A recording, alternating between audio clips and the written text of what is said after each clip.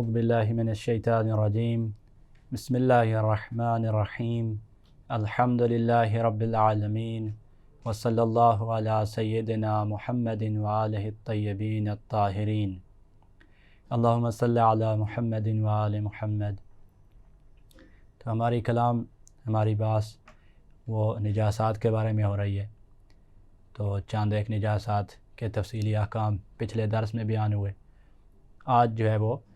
مردار کے احکام کو بیان کرنے سے یہ درس شروع کرنا ہے۔ تو مردار کے بارے میں جو ہے وہ سب سے پہلا سوال یہ ہے کہ مردار کیا ہے اور کس کا مردار نجس ہے؟ جواب، مردار جو ہے وہ لاش کو کہا جاتا ہے، البتہ اس میں ایک شرط ہے کہ وہ جانور جو ہے وہ شرعی طریقے سے ذبح یا شرعی طریقے سے نحر نہ کیا گیا ہو۔ اس کے علاوہ اگر کسی جانور کی لاش پڑی ہے جو شرعی طریقے سے ذبح یا نحر نہیں کیا گیا، کسی اور طریقے سے اسے مارا گیا ہے، اور یا وہ قدرتی طور پر مر گیا ہے خود بیماری وغیرہ کی وجہ سے، تو اب یہ جو لاش ہے جو شرعی طریقے سے ذبح یا نحر نہیں ہوئی، اس لاش کو ہم مردار کہتے ہیں۔ اور انسان اور ہر خون جہیندہ رکھنے والے حیوان جاندار جو ہے اس کا مردار حرام ہے۔ تو مردار اب ہم کسے کہیں گے کہ جو شرعی طریقے سے ذبح نہ ہو، شرعی طریقے سے اسے نحر نہ کیا گیا ہو، تو انسان کا جو مردار ہے، اور اسی طرح ہر وہ حیوان کے جو خون جہیندہ رکھتا ہے اس کا مردار حرام ہے، اگرچہ اب وہ جو ہے وہ حلال گوشت جانور ہی کیوں نہ ہو، لیکن کیونکہ اب یہ مردار ہے تو حلال گوشت جانور کا مردار بھی کھانا حرام ہے۔ تو چاہے وہ جو ہے حلال گوشت ہو تو اس کا جو ہے وہ مردار نجس ہوگا۔ البتہ جو حیوان خون جہیندہ نہیں رکھتا، جو جانور خون جہیندہ نہیں رکھتا، اس کا مردار پاک ہے، چاہے وہ حلال گوشت ہے یا حرام گوشت جانور ہے۔ تو خون جہیندہ نہیں رکھتا تو اب اس کو شرعی طریقے سے ذبح یا نحر نہیں کیا گیا تو اس کا یہ مردار ہے، اس کی لاش۔ تو جب یہ مردار اس کو کہیں گے تو یہ پاک ہوگا کیونکہ اس کا خون جہیندہ نہیں ہے۔ اس کے بعد سوال نمبر 74 کہ کیا شہید کی لاش پاک ہوتی ہے یا جو ہے باقی جس طرح انسانوں کی لاشیں نجس ہوتی ہیں، اسی طرح باقی حیوانات کا جو مردار ہے وہ بھی نجس ہوتا ہے جب خون جہیندہ رکھنے والے ہوں۔ لیکن آیا شہید کی لاش پاک ہوتی ہے یا وہ بھی اس نجس ہوگی؟ تو کہہ رہے ہیں کہ شہید کی جو ہے وہ جو ہے لاش وہ پاک شمار ہوتی ہے، اور وہ مجرم کے جس کے جرم کی سزا جو ہے وہ قتل قرار پائے اور اس نے سزائے موت سے پہلے غسل میت خود اس نے کر لیا ہو تو اس کی لاش بھی پاک شمار ہوگی۔ تو شہید کی لاش بھی پاک ہے اور اس مجرم کی لاش بھی پاک ہوگی جس نے قتل ہونے سے پہلے، سزا ملنے سے پہلے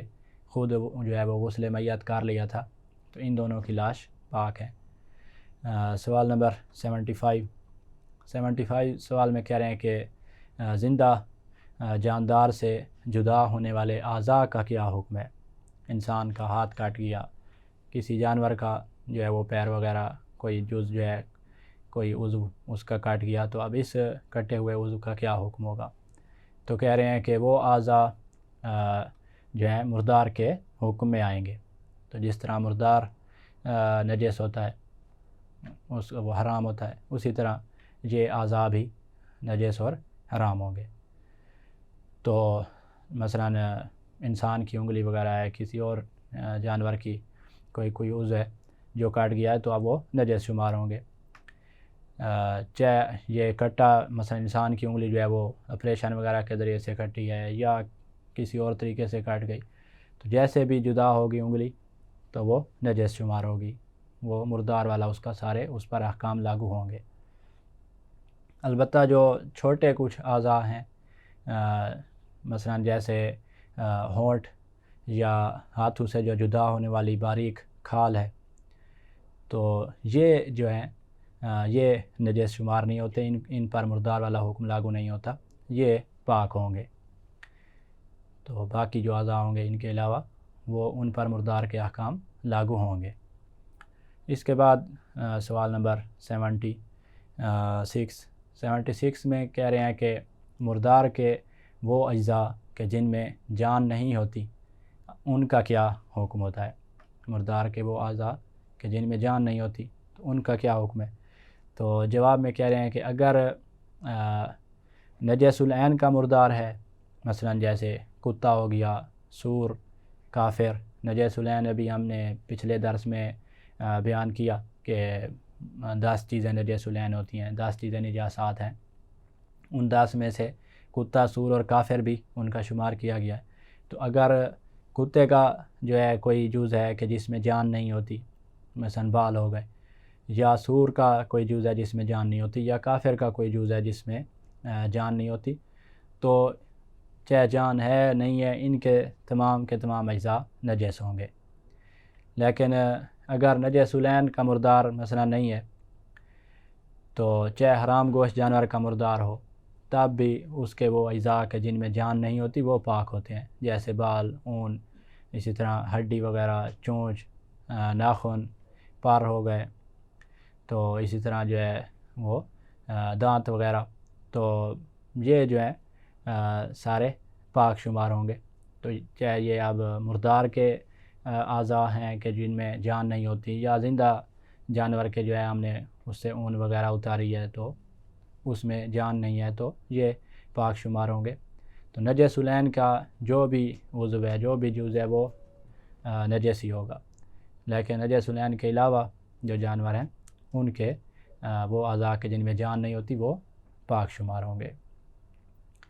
اس کے بعد سوال 77 نمبر سوال میں کہہ رہے ہیں کہ گوشت، چربی اور چمڑا کے جو خریدا جاتا ہے، اور میں نے مثلا خریدا گوشت، چربی، چمڑا وغیرہ، اور اس کے بارے میں مجھے یقین نہ ہو کہ یہ آیا ایسے جانور کا گوشت ہے، چربی وغیرہ ہے کہ جسے شرعی طریقے سے ذبح کیا گیا ہے یا نہیں، تو اب کیا اس گوشت کا کھانا حلال ہوگا،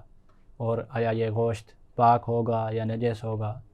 اور اسی طرح چمڑا مثلا اس کا اب کیا حکم ہے۔ تو کسی نے یہ خریدی اور اسے یقین نہیں ہے کہ آیا یہ اس جانور کے ہیں کہ جسے شرعی طریقے سے ذبح کیا گیا یا نار کیا گیا ہے، یا کسی دوسرے جانور کے ہیں۔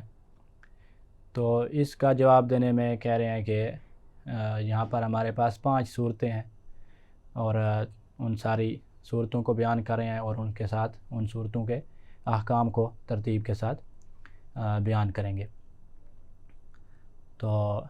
پہلی صورت یہ ہے کہ اگر یہ مذکورہ چیزیں، گوشت، چمڑا وغیرہ، یہ کسی مسلمان سے لی گئی ہیں، اور احتمال ہو کہ مسلمان نے شرعی طریقے سے ذبح کیا ہے، اگرچہ ہمیں یقین نہ ہو، احتمال ہے کہ چونکہ مسلمان ہے تو اس نے شرعی طریقے سے ذبح کیا ہے، تو بس احتمال ہے، تب بھی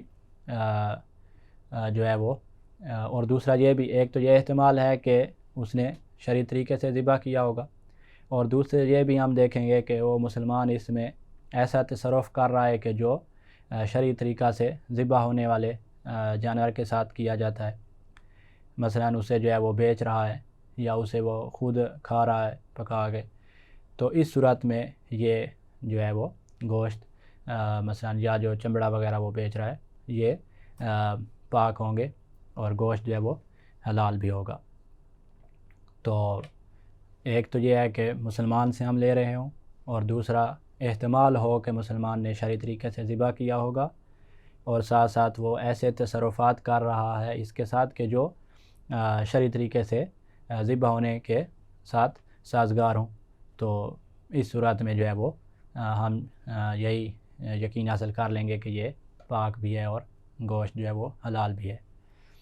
تو یہ پہلی صورت ہو گئی، یہاں تو ہم پاک اور حلال کا حکم لگائیں گے۔ دوسری صورت یہ ہے کہ اگر ہم نے ایسی سرزمین میں جو ہے یہ گوشت یا وہ چیزیں جو ہیں وہ ایسی سرزمین سے آئی ہیں، وہاں ایسی سرزمین میں یہ بنائے گئے ہیں کہ جن میں اکثریت جو ہے وہ مسلمانوں کی ہے،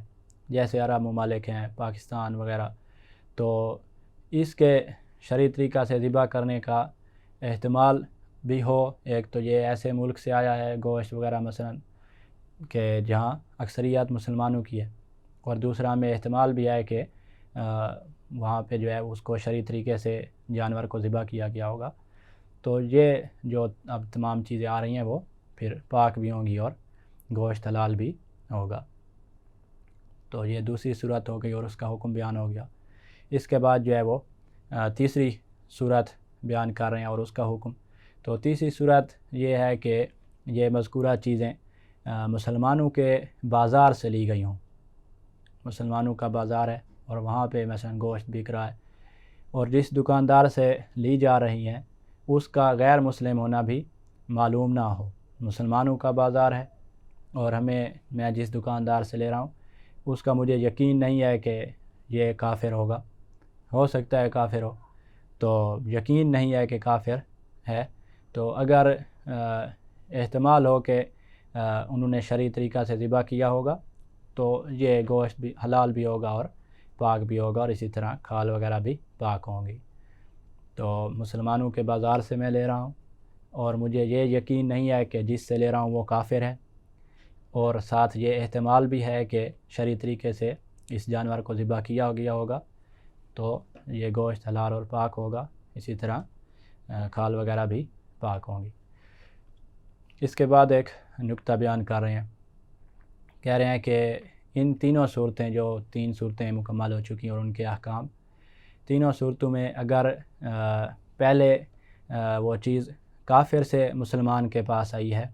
تینوں صورتوں میں جو ہے وہ پہلے جس شخص کے پاس تھی وہ کافر ہے اور اس سے مسلمان نے خریدی، تو اگر اس بات کا احتمال موجود ہو کہ اس چیز کو لینے والی مسلمان کمپنی ہے، مسلم کمپنی، یا جو مسلمان شخص ہے وہ، یا مسلمانوں کا جو بازار میں اب آئی ہوئی ہے یہ چیز، تو اس چیز کے شرعی طریقہ پر یعنی احتمال ہے کہ جو ہے وہ انہوں نے جو ہے وہ شرعی طریقہ پر ذبح کرنے کی تحقیق جو ہے وہ کی ہوگی، تو مثلا تحقیق کرنے کے بعد جو ہے وہ انہوں نے یہ لیا ہوگا، یہ احتمال ہے، تو ابھی ہمارے اوپر اب تحقیق کرنا ضروری نہیں ہے، یہ گوشت حلال بھی ہوگا اور پاک بھی شمار ہوگا، اور اسی طرح باقی چیزیں بھی پاک شمار ہوں گی۔ تو کافر سے لے رہے ہیں لیکن مسلم کمپنی، مسلمان شخص یا مسلمانوں کے بازار میں اب جو چیز موجود ہے اس کے بارے میں ہمیں یہ احتمال ہے کہ جو ہے وہ اس چیز میں جو ہے وہ چیز کو لیتے وقت مسلم کمپنی، مسلمان شخص نے مسلمانوں کے بازار میں آنے سے پہلے یہ تحقیق کی گئی ہوگی کہ یہ آیا شرعی طریقے سے ذبح اس کو کیا گیا یا نہیں، تو یہ جب تحقیق کا احتمال ہے تو یہ ہم حلال اور پاک شمار کریں گے۔ اس کے بعد چوتھی صورت کی طرف آتے ہیں۔ چوتھی صورت یہ ہے کہ مذکورہ چیزیں جب مسلمانوں کے علاقے سے پڑی ہوئی ملیں، کہیں زمین پہ پڑی ہیں، تو بھی یہ پاک شمار ہوں گی، البتہ احتیاط لازم کی بنا پر ان کو کھانا جائز نہیں ہوگا۔ تو اگر گوشت مثلا چربی وہ اگر ہمیں زمین پہ پڑی ہوئی ملی ہے تو پاک شمار کریں گے، لیکن اس کو کھانا ہمارے لیے احتیاط لازم کی بنا پر جائز نہیں ہوگا۔ پانچویں صورت یہ ہے کہ یہ مذکورہ چیزیں کافر سے لی جائیں، کافر نے ہمارے اوپر بیچی، اس سے لی جائیں، اور احتمال ہو کہ یہ شرعی طریقہ سے ذبح شدہ حیوان کی ہیں، تب بھی یہ پاک شمار ہوں گی، اور ان میں نماز ادا کرنا بھی جائز ہوگا، مثلا جلد جو ہے کھال وغیرہ میں، اور البتہ اس وقت تک اسے ہم کھا نہیں سکتے کہ جب تک ہمیں شرعی طریقہ سے اس کا ذبح ہونا جو ہے وہ ہمارے نزدیک ثابت نہ ہو جائے۔ تو اگر کافر سے لے رہے ہیں اور شرعی طریقے سے ثابت ہے ہمارے نزدیک کہ وہ شرعی طریقے سے ذبح ہو چکی ہے، اس کو ذبح کیا گیا ہے، شرعی طریقے سے کیسے ثابت ہوگا کہ مثلا 2 عادل گواہی جو ہیں وہ دے دیں، تو عادل کا معنی پیچھے گزر چکا ہے، تو وہ اگر گواہی دے دیں کہ اس حیوان کو مسلمان نے شرعی طریقے سے ذبح کیا ہے، یہ آیا آپ نے کافر سے لیا ہے لیکن ذبح کرنے والا مسلمان شخص تھا اور شرعی طریقے سے ذبح ہوا ہے، تو جب وہ گواہی دے دیں گے تو اس کے بعد تو ہم کھا بھی سکتے ہیں اور پاک بھی ہیں۔ لیکن احتمال کی صورت میں احتمال ہے کہ شرعی طریقہ سے ذبح کیا گیا ہوگا، تو احتمال کی صورت میں ان کو ہم پاک شمار کریں گے، لیکن احتیاط اس لازم کی بنا پر جو ہے احتیاط لازم نہیں بلکہ فتویٰ ہے کہ ہم ان کو کھا نہیں سکیں گے۔ تو جب ہمیں احتمال ہو کہ شرعی طریقے سے ذبح کیا گیا ہوگا تو پاک ہیں لیکن ان کو کھا نہیں سکتے، لیکن جب ہمیں یقین بھی ہو جائے، شرعی طریقے سے ثابت بھی ہو جائے کہ اس کو شرعی طریقے سے ذبح کیا گیا ہوگا تو پھر کھا بھی سکتے ہیں اور پاک بھی شمار ہوں گے۔ اس کے بعد جو ہے وہ خون کا بیان ہو رہا ہے۔ عین النجس میں سے جو ہے وہ خون کی طرف جا رہے ہیں کہ خون آیا جو ہے وہ کس جاندار کا خون جو ہے وہ پاک ہوگا اور کس کا نجس ہوگا، تو یہ اور اس کے احکام سارے اور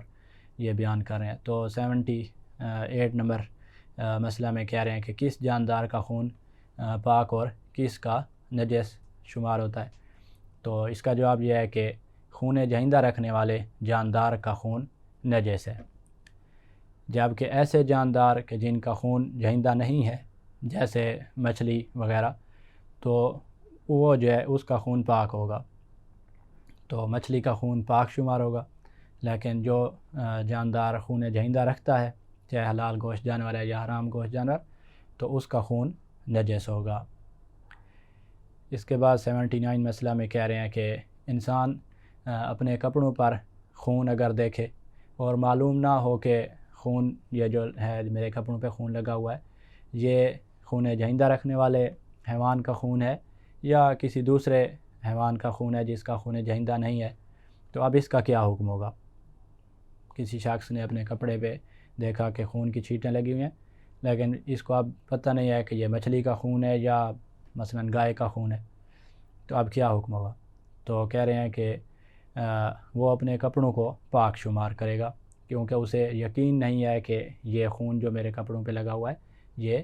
ایسے جانور کا خون ہے کہ جو خون جہندہ رکھتا ہے، تو اس لیے شک کی صورت میں وہ اس خون کو پاک شمار کرے گا۔ اس کے بعد سوال نمبر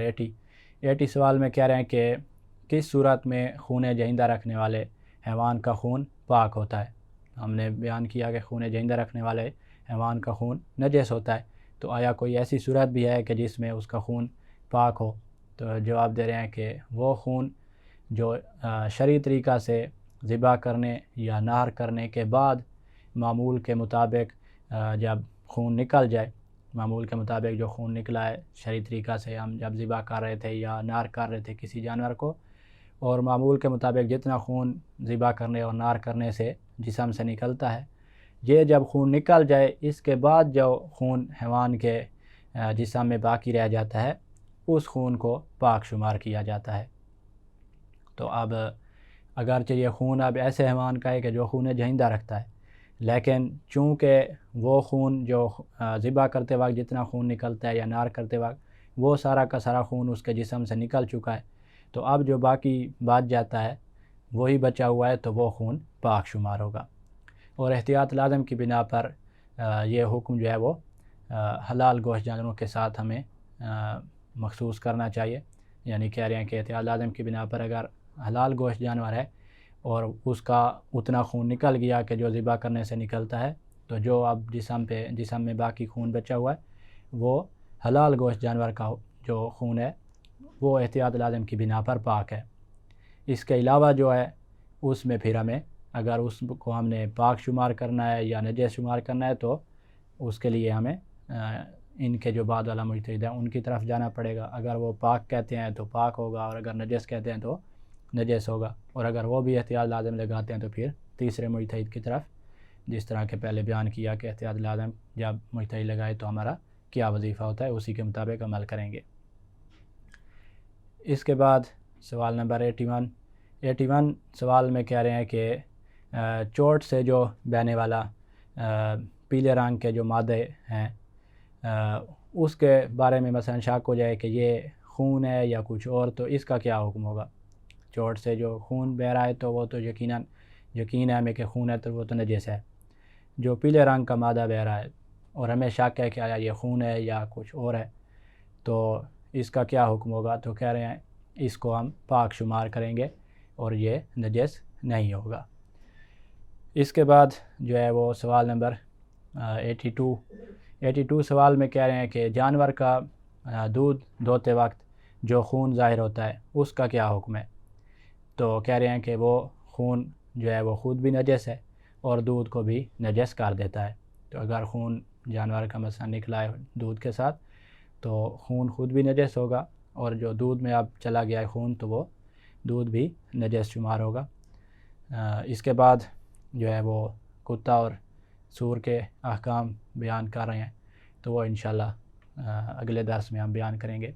والحمدللہ رب العالمین۔